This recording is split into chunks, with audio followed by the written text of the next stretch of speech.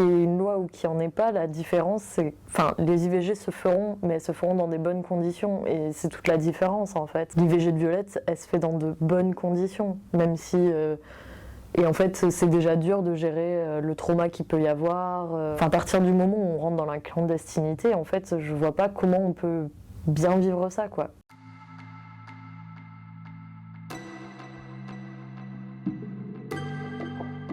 Violette, c'est l'héroïne de ma dernière BD qui est sortie le 21 juin et qui s'appelle Cher Blob Blob, lettre à mon embryon.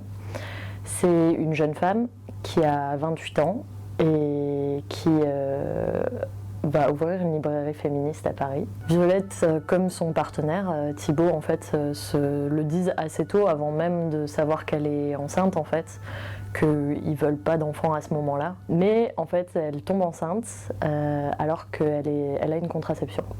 Et elle est en couple hétéro depuis un certain nombre d'années et elle avait absolument pas prévu de tomber enceinte. Elle fait un bon gros déni d'abord, parce qu'en fait elle a des symptômes qui sont étranges, à savoir qu'elle a chaud, froid la nuit, elle a des envies de bouffe bizarres, elle a la nausée aussi, et elle a plus ses règles. Mais elle se dit que c'est le stress, elle trouve tout un tas de raisons pour dire que c'est certainement pas ça et surtout elle va pas faire de test de grossesse. Sauf qu'à un moment en fait elle a vraiment des nausées qui sont trop fortes et où elle arrive plus à se concentrer, à travailler, etc. Et elle finit par appeler un cabinet de docteur en fait où on lui dit faites un test de grossesse. En fait c'est un test de grossesse, elle découvre que du coup elle est bien enceinte. Il y a un truc qui s'écroule dans le sens où elle avait une contraception qu'elle pensait infaillible. Et en fait, elle s'était jamais projetée dans l'idée d'avoir un enfant, et, enfin en tout cas pas comme ça quoi. Il y a deux types d'IVG. Il y a la médicamenteuse, où en fait il s'agit de prendre 2 pilules, et entre-temps de faire des tests sanguins pour vérifier le taux d'hormones. En fait, la première pilule arrête la grossesse, et la seconde fait qu'on a des contractions et qu'on va rejeter du coup l'embryon. La seconde, c'est une opération.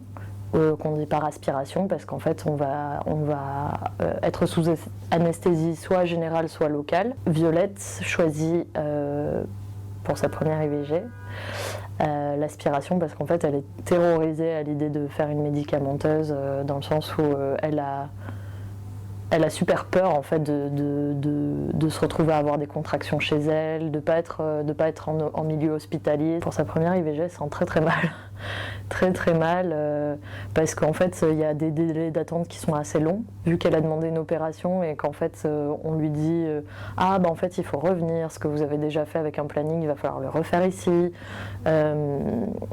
On n'a pas de lit avant tant de jours et tout ça en fait c'est lourd à porter. Elle se retrouve à devoir attendre alors qu'elle est dans une situation où elle a juste envie que ça se fasse quoi, que ça n'existe plus et de passer à autre chose. Elle se rend compte en fait au fur et à mesure qu'elle est très triste en fait de cette situation quand elle va être en contact avec une psychologue qui va l'accompagner, de se rendre compte qu'en fait elle vit son IVG comme une perte. Pour moi, c'est une nuance en fait qui est apportée dans les discours d'aujourd'hui, c'est que oui, on peut être certaine de son choix et en fait mal le vivre quand même.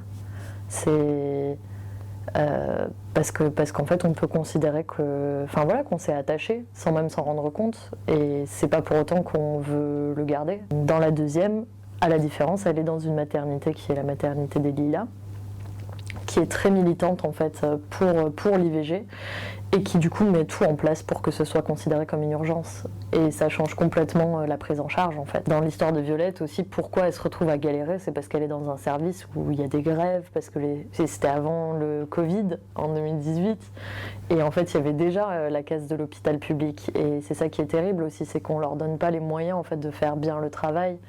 Parce qu'en fait, il y a un besoin de rendement, ce qui est quand même fou pour la santé des gens. Violette se sent trahie par son corps, mais aussi parce qu'elle se rend compte qu'en fait, c'est elle qui a été la seule à porter la charge de la contraception, alors qu'elle est en couple. Et qu'en fait, elle se rend compte que son partenaire est complètement à côté de la plaque à ce niveau-là. Et quand ça marchait, c'était pas tellement un problème, mais à partir du moment où ça marche plus, elle se rend compte que en fait, c'est trop lourd pour elle. Moi, cette BD, c'était aussi une manière de secouer un peu les mecs. Et de leur dire intéressez-vous en fait à ce qui se passe chez vos partenaires parce que c'est pas normal en fait que ce soit elles qui prennent toute la charge. On est beaucoup à passer par là On parle quand même de 200 000 IVG par an. Donc ça fait beaucoup de gens quand même.